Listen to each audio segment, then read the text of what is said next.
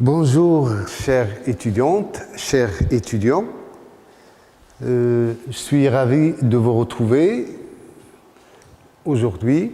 Donc, on va voir ensemble quelques exercices d'examen ici à la faculté de sciences. Donc, ce sont des examens de génétique 1, bien sûr, un module dispensé en S4 de la filière SVI.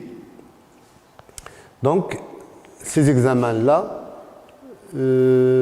j'ai dit que ce sont des examens à la faculté des sciences de MCNES, de ce module génétique 1, et j'ai choisi un certain nombre d'exercices qu'on va traiter ensemble, et ce sont des exercices qui ont été beaucoup sollicités par les étudiants. Je vais commencer par cet exercice numéro 1 de l'examen de la session ordinaire de l'année universitaire 2018-2019. C'est un exercice qui s'intéresse à l'analyse génétique chez les organismes haploïdes. Dans cet exercice, on dit que le croisement de deux souches de Neurospora crassa, l'une mutée pour les gènes X et Z et l'autre mutée pour le gène Y, a donné les résultats suivants. Donc vous avez les résultats ici au niveau de ce tableau-là. Donc, les souches qui ont été croisées, ce sont deux souches. La première, elle est mutée pour le gène X et pour le gène Z.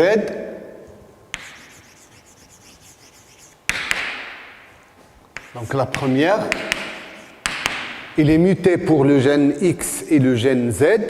Et la deuxième, il est muté pour le gène Y. Donc, souche mutée pour le gène Y. Donc, ici, on traite trois gènes. Un gène qu'on va appeler gène X, un deuxième gène, le gène Y, et un troisième gène, le gène Z. Vous avez les résultats au niveau de ce tableau-là, où on nous donne ici les différentes classes de tétrades. Il y en a 6 types de tétrades. Ici, les effectifs correspondant à chaque type de tétrade.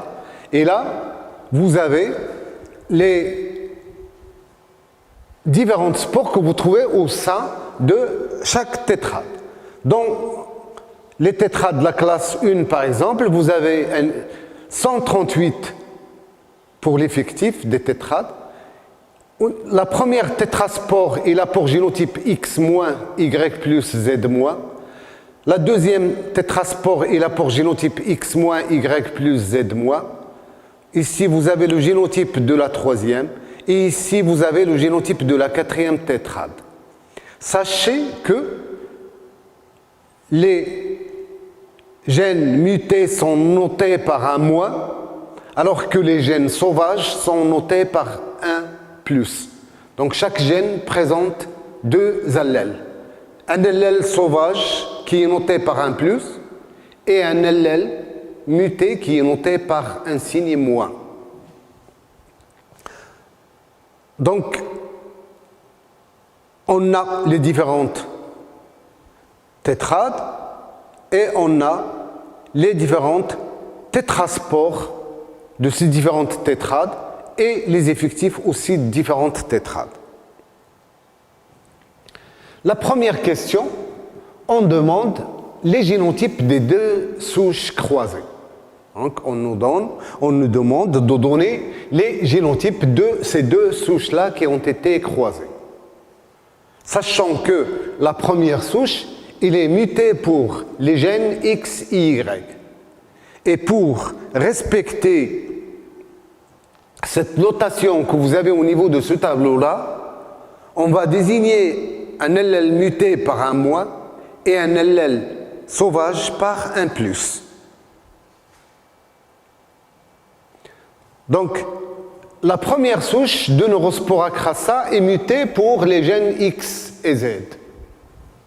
Donc, il présente un allèle X- et un allèle Z-. Et il est sauvage pour le gène Y. Donc, il est Y+, parce qu'on nous dit qu'il est muté uniquement pour le gène X et le gène Z. Donc, pour le gène Y, il est sauvage. Donc, son génotype, c'est X-, Y+, Z-, qui va être croisé avec la deuxième souche, qui est mutée pour le gène Y. Donc, il est Y-. Pour X et Z, il est donc sauvage. Donc, il a pour génotype X+, pour le gène X, et Z+ pour le gène Z. Donc, voilà les génotypes des deux souches. Vous avez une souche, la première mutée pour X et Z, qui a pour génotype X-, Y+, Z-, et la deuxième souche qui est mutée pour le gène Y, donc son génotype c'est X+, Y-, Z+. Donc voilà la réponse pour la première question.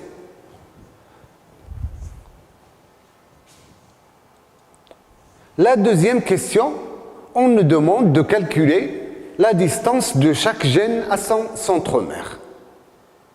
Donc, on doit calculer la distance du gène à chaque centromère, de chaque gène à son centromère. Donc, on peut le faire évidemment parce que nous avons le champignon ici qui est étudié, qui est un champignon à tétrade ordonné. C'est Neurospora crassa. C'est un champignon à tétrade ordonné, donc on peut avoir une idée sur la post-réduction des trois gènes qui sont étudiés, les gènes X, Y et Z.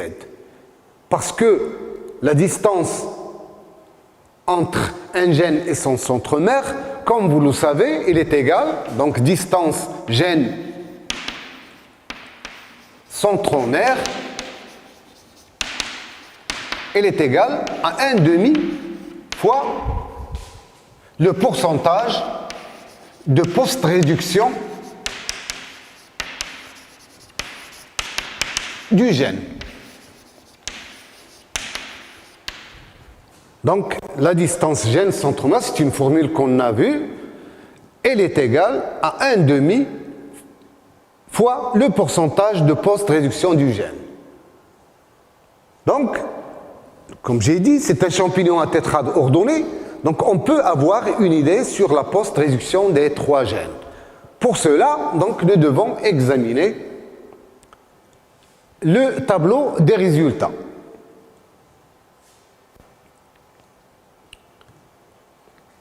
Pour la tétrade de type 1, de la classe 1, c'est-à-dire cette tétrade-là,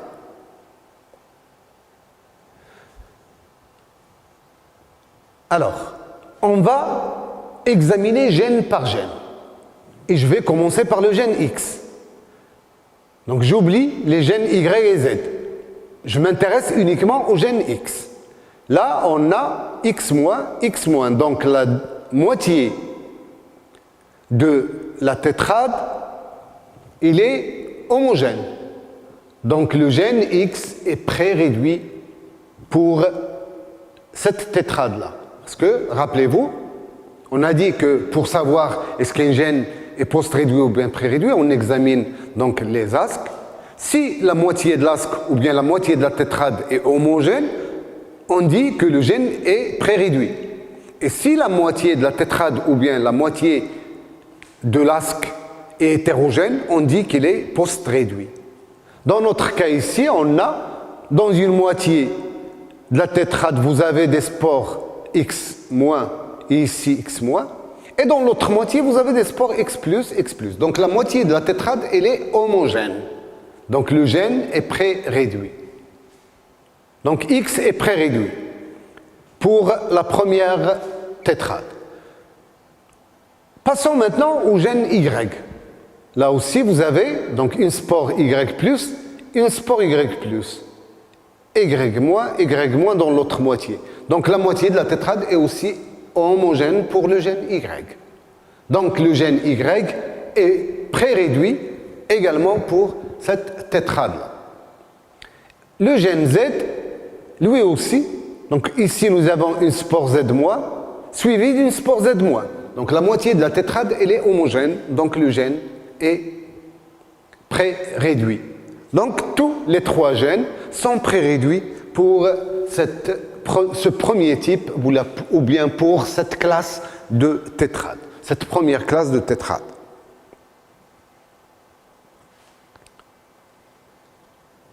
Voilà, donc les 138 tétrades de la classe 1 sont pré-réduits pour les trois gènes, pour le gène X, le gène Y et aussi pour le gène Z. Et on passe à l'ASC de type 2 ou bien la tétrade de type 2. Cette tétrade, donc pour le gène X, il présente ici X-, X+. Donc la moitié de la tétrade est hétérogène. Donc cette tétrade-là, il est post-réduite pour le gène X. Pour Y, il est pré-réduite et pour Z, il est pré-réduite. Donc il est post-réduite pour le gène X et pré-réduite pour les deux autres gènes. Voilà. Post-réduite pour le gène X, pré-réduite pour les deux autres gènes, c'est-à-dire Y et Z. Et on passe à l'ASC de la classe 3. Donc, il est pré-réduit pour le gène X, pré-réduit également pour le gène Y, mais post-réduit pour le gène Z. Parce que pour Z, vous avez ici une spore Z- et ici une spore Z+, donc la moitié de la tétrade, elle est hétérogène, donc le gène est post-réduit. Donc le gène Z est post-réduit pour l'ASC de type 3. Voilà le gène Z post-réduit et les gènes X et Y sont pré-réduits. Et on passe à l'ASC de type 4. Cet ASC-là, donc le gène X pour cet ASC, il est post-réduit parce que vous avez la moitié de l'ASC qui est hétérogène, X-, X+. Donc il est post-réduit. Pour Y, il est également post-réduit, mais pour Z, il est pré-réduit. Z est pré-réduit pour cette tétrade. Donc Z est pré-réduit, X et Y sont post-réduits. Et on passe au type 5. Pour ce type, que vous avez X qui est post-réduit, Y également qui est post-réduit, mais Z est pré-réduit. Z est pré-réduit.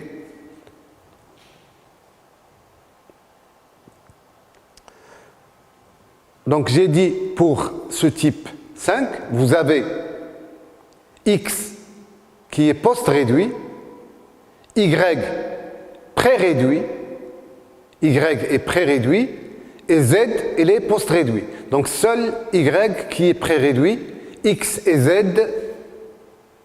sont post-réduits. Effectivement, c'est ce qu'on a ici, au niveau du tableau. Donc vous avez Y qui est pré-réduit et X et Z qui sont post-réduits. Donc voilà, ici en résumé, vous devez donc examiner toutes les différentes ASC, ascospores de l'ASC. Et vous déterminez est-ce que le gène est pré-réduit ou bien il est post-réduit. Parce que ça va nous servir pour calculer la distance entre gène et centromère. Donc voilà ici l'analyse de la post-réduction, pré-réduction qui est au niveau de résumé, donc au niveau de ce tableau-là. Donc la distance entre X et le centromère, elle est égale, comme on a dit, à 1/2 fois le pourcentage de post-réduction de gène. C'est quoi le pourcentage de post-réduction du gène? C'est la somme des gènes qui sont post-réduits sur le total fois 100. Donc pour X, par exemple, pour le gène X, vous avez les ASC qui sont post-réduits pour ce gène-là, ce sont ces ASC de type 2, donc vous avez 18, plus les ASC de type 5 qui sont au nombre de 6, plus les ASC de nombre plutôt de la classe 4 qui sont également au nombre de 5, plus les ASC de la classe 6 qui sont au nombre de 3. Sur le total c'est 183 fois 100. Vous faites le calcul, ça va vous donner donc la distance du gène X à son centromère qui est égale à 9,02 centimorgans. La même chose, on va faire la même chose pour les autres gènes. Le gène Y, sa distance du centromère est égale à 1,5 fois son pourcentage de post-réduction. On a seulement les ASC de type 4 qui sont post-réduits pour ce gène-là. Donc, cette distance Y centromère est égale à 1,5, 6 sur le total 138 fois 100, ce qui nous donne une distance de 1,64 centimorgans. Pour le gène Z,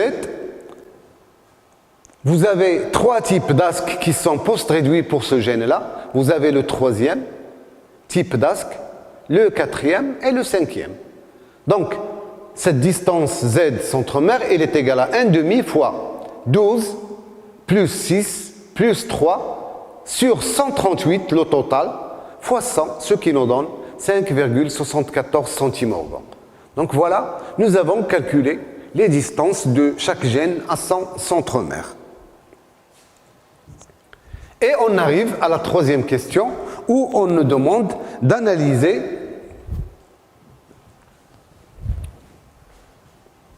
la liaison entre les différents gènes.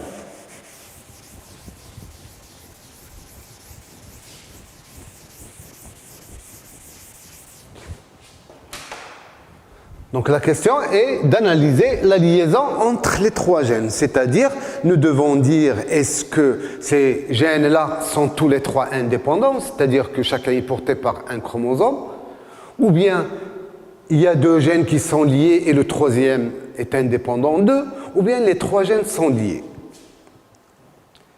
Donc nous, on analyse les tétrades d'un champignon à tétrade ordonné. Donc pour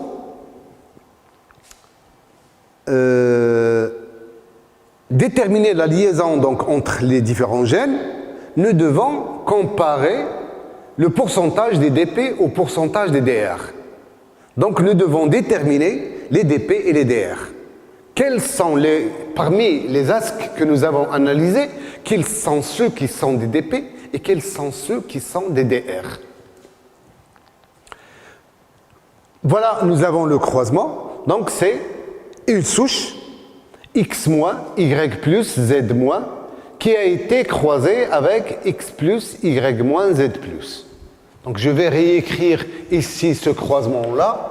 Donc c'est X-, Y+, Z-, croisé avec une souche X+, Y-, Z+.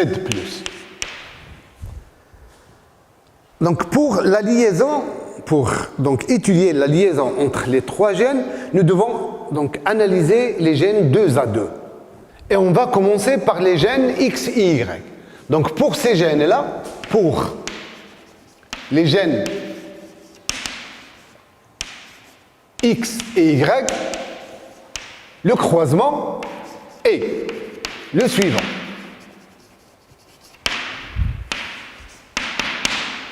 X-, Y+, croisé avec une souche X+, Y-. Donc les spores parentales,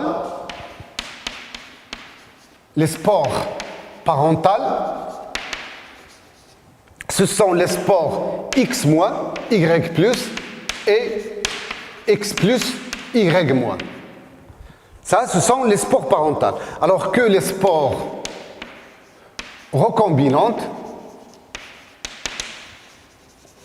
sont les spores X-, Y- et X+, Y+. Donc, on doit examiner les différentes tétrades et voir. Si nous avons une tétrade qui contient uniquement les spores parentales, on dit que c'est un DP. Et si nous avons une tétrade qui contient uniquement des tétraspores recombinantes, on dit que c'est un DR. Et si vous avez des tétrades qui contiennent la moitié des spores qui sont parentales et la moitié des spores qui sont recombinantes, on dit que ce sont des tétratypes.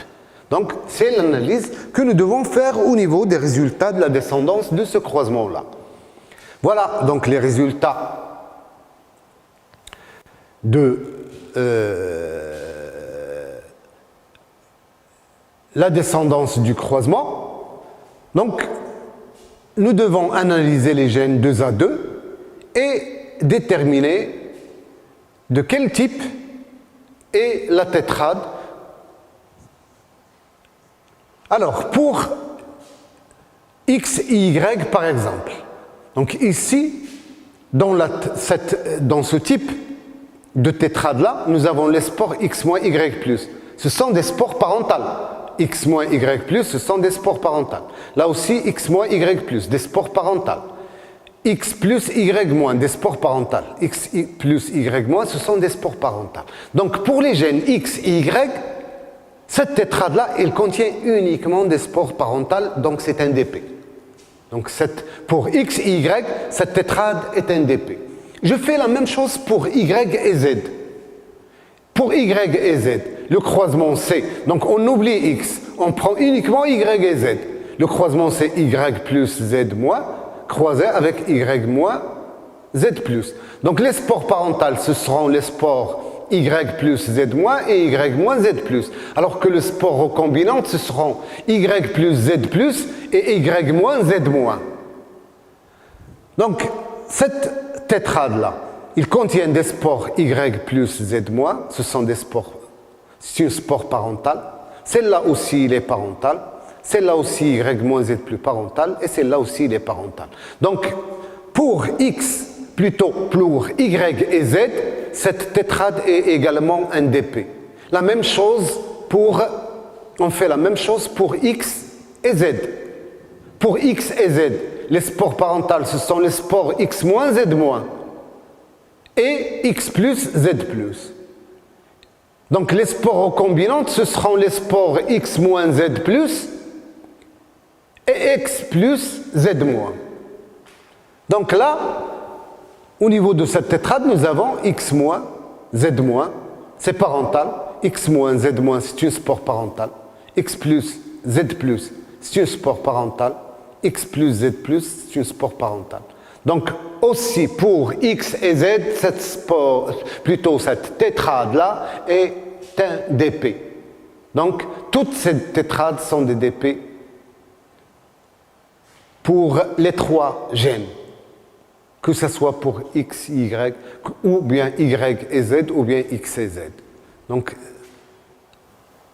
on fait la même chose pour ces différentes tétrades-là. Donc, on détermine à chaque fois, est-ce que c'est un DP, donc en analysant bien sûr les gènes 2A2, et on détermine est-ce que c'est un DP, ou bien c'est un DR, ou bien c'est un tétratype. Voilà le résumé de cette analyse-là. Donc le résultat final. Nous avons analysé ensemble donc l'ASC, les tétrades plutôt de la classe 1. On a dit que pour tous les gènes, pour les trois combinaisons des gènes, ce sont des DP. Les ASC de la classe 2, donc pour X, Y, ce sont des tétratypes. Donc, pourquoi? Parce qu'elles contiennent à la fois des spores parentales et des spores recombinés. Des tétratypes aussi pour les gènes X et Z et des DP pour Y et Z. Voilà, donc la même chose. Pour les autres, vous faites donc cette analyse-là et vous déterminez le type de chaque tétrade en analysant les gènes 2 à 2. Et une fois, donc vous avez analysé les tétrades et vous avez déterminé leur type, vous calculez la distance entre les différents gènes. Bien sûr, en appliquant la formule que nous avons démontrée dans le cours, cette formule donc, qui dit que la distance entre deux gènes, donc la distance gène-gène, elle est égale à 1/2 fois le pourcentage des tétratypes plus 3 fois le pourcentage des DR.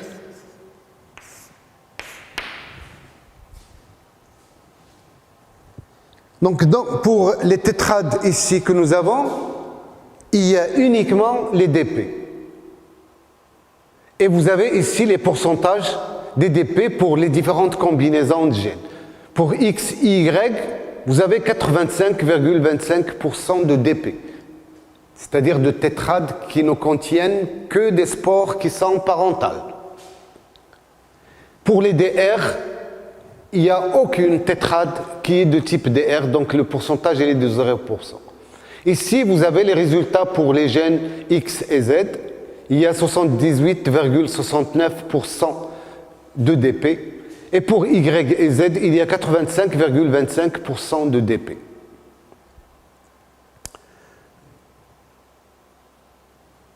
Donc, pour toutes les trois combinaisons, ces trois combinaisons-là des gènes 2 à 2, vous avez les pourcentages des DP qui sont supérieurs au pourcentage des DR.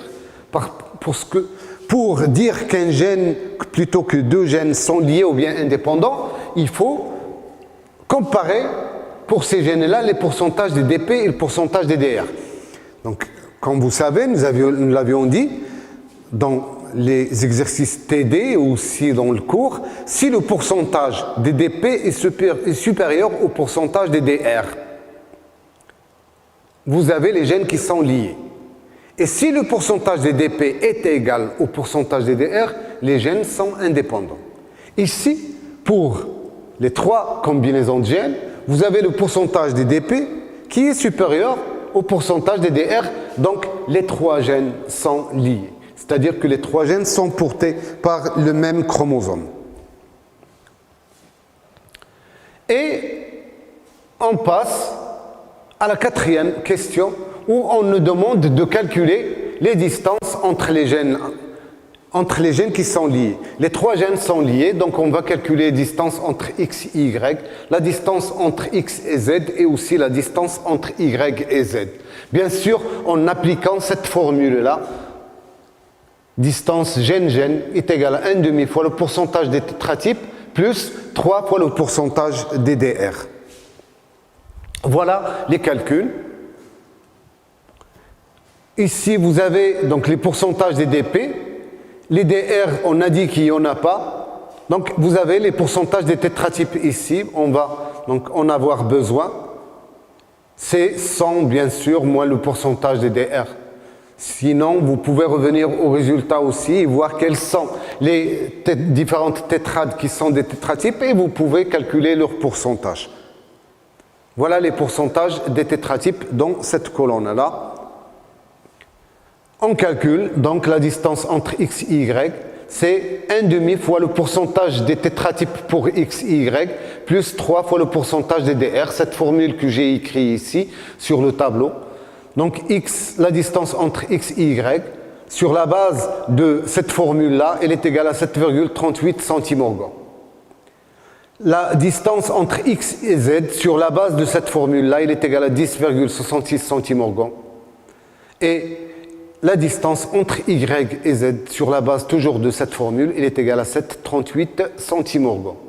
Donc voilà les différentes distances entre les différents gènes qu'on nous a demandé dans cette question 4.